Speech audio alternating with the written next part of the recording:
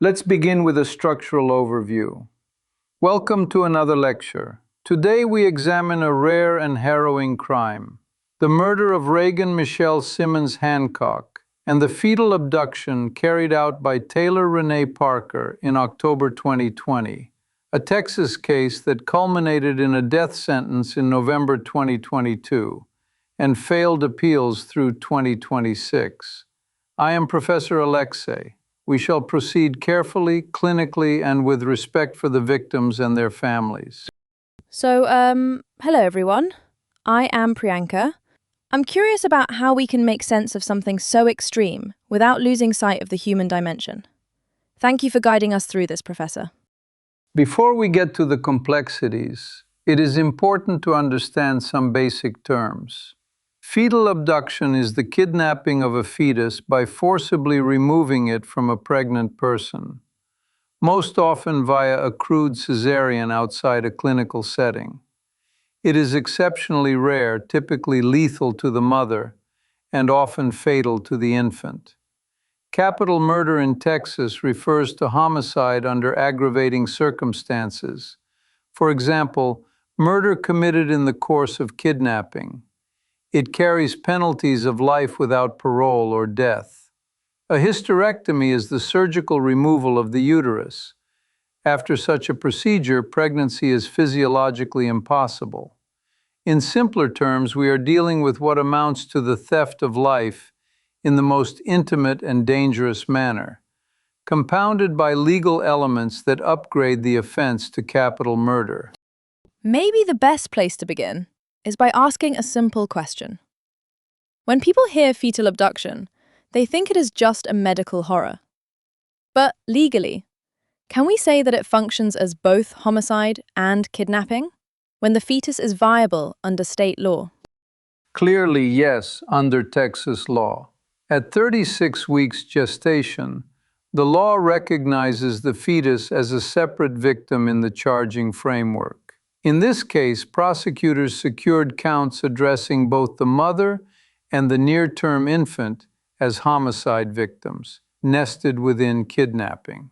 The legal architecture is designed to capture the multiplicity of harms in a single criminal episode. Moving forward, why does this matter beyond the courtroom? First, violence against women remains a public health and human rights crisis. We observe here an especially gendered form of violence. Second, fetal homicide statutes and capital frameworks must function precisely where facts are complex, crossing medical, forensic, and jurisdictional lines. Third, the rarity of fetal abduction can itself create blind spots. People assume it will not happen, which delays skepticism and intervention. Isn't it interesting how the very rarity can make communities less prepared? Maybe it also shapes media narratives that either sensationalize or, sometimes, minimize the planning involved.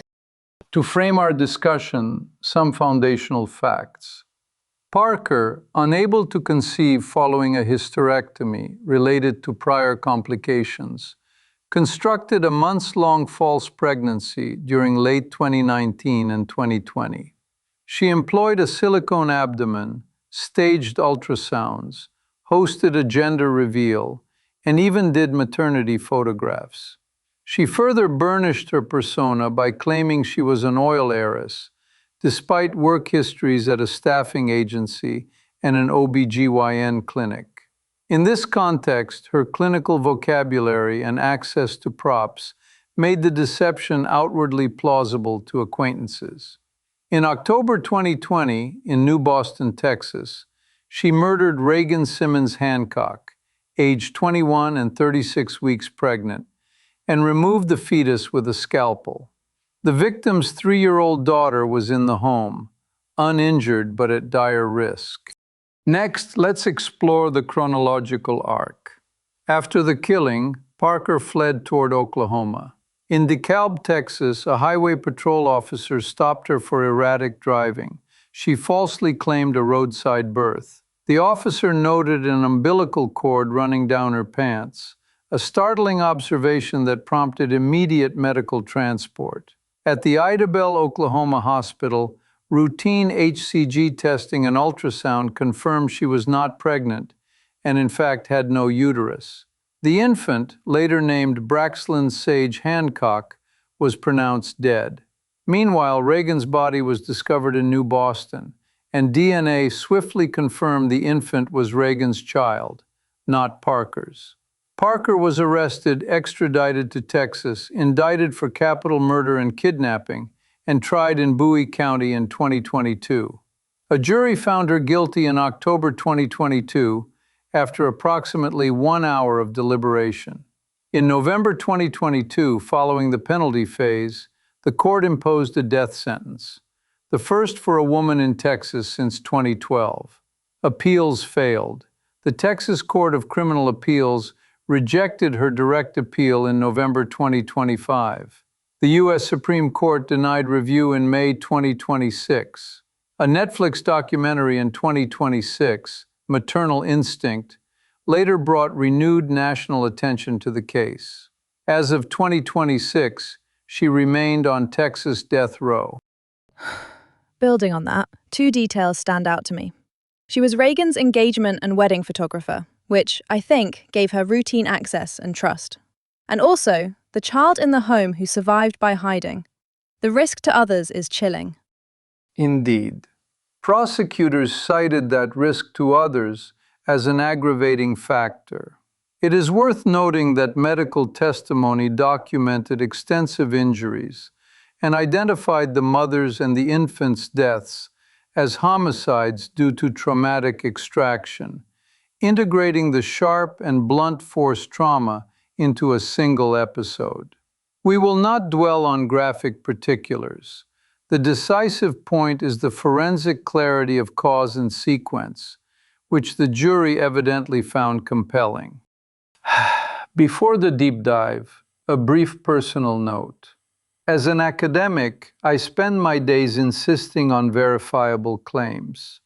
We teach students that an elegant proof built on a false lemma is still false. In this case, a social proof was engineered with props, staged milestones, and borrowed medical vocabulary. It looked coherent from a distance. The psychological complexity is not an excuse. Rather, it is a warning that trust, once weaponized, can bypass ordinary skepticism, especially when the lie is clothed in rituals we are culturally primed to celebrate. As we continue, 3 questions will organize our inquiry. First, how did the deception endure for so long? Second, counterfactually, what if the highway stop had not occurred? Third, what can be done to detect or prevent similar crimes earlier? I think the next thing we should talk about is the first question. How did the deception last months without collapsing? How did no one notice the inconsistencies, like due date slipping or medical details not quite adding up? Let's transition to another aspect, namely the ecology of deception. Parker combined multiple elements. 1, she crafted a socially persuasive narrative, complete with a silicone belly, staged ultrasounds, a gender reveal, and photography. Rituals produce witnesses. Paradoxically, they also reduce probing questions, because to interrogate a joyful milestone appears rude. 2, she exploited information asymmetries. Working in an OB/GYN clinic and using clinical terms lent spurious credibility, and most laypersons are not positioned to verify obstetric claims. 3, she used shifting contingencies. For example, she selected delivery dates that then moved, reportedly citing emergencies like a hospital bomb threat or shifting to a different facility. Ad hoc explanations, when delivered with confidence, can feel internally consistent to observers who lack independent data. 4, she targeted trust. As Reagan's photographer and an acquaintance with apparent resources, she had routine access. Familiarity lowers the threshold for scrutiny.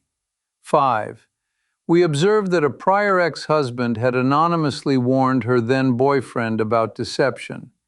Yet warnings are often filtered through relationship dynamics, and absent hard proof, social circles frequently default to benefit of the doubt. From a different angle, maybe it is also cognitive bias. We want pregnancies to be real because they symbolize hope. So people accept small irregularities that in hindsight look obvious. Fundamentally, yes. Optimism bias and politeness norms discourage verification. Furthermore, pregnancy is intimate, and many friends or partners avoid intrusive questioning. We can infer that the deception was not a single masterstroke, but a sequence of improvisations sustained by social deference and the absence of clinical scrutiny until the emergency in Idabel forced objective testing.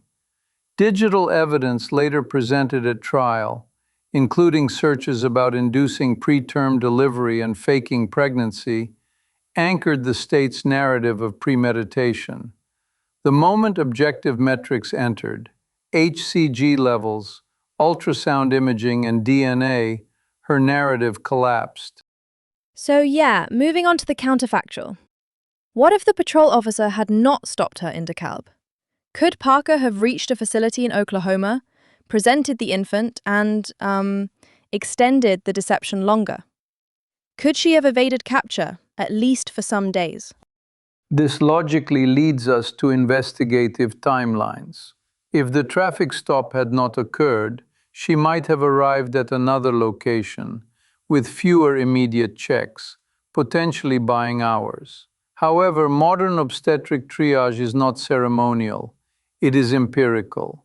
Basic examination would have shown no postpartum signs and no uterus. Even if one imagines a brief window of confusion, DNA analysis and the discovery of the crime scene in New Boston, where Reagan's body was found shortly after the offense, would have converged quickly. Crossing into Oklahoma did not produce meaningful jurisdictional shelter. By 2020, interstate cooperation and rapid forensic pipelines were routine. So, could capture have been delayed? Possibly by hours or a day. Could it have been averted? Unlikely. The medical facts were inexorable, and the crime scene existed, with abundant physical and digital traces. It makes me wonder then whether the stop mattered mainly for the infant's chance, even if, sadly, the baby did not survive. Like in terms of medical response, rather than legal outcome.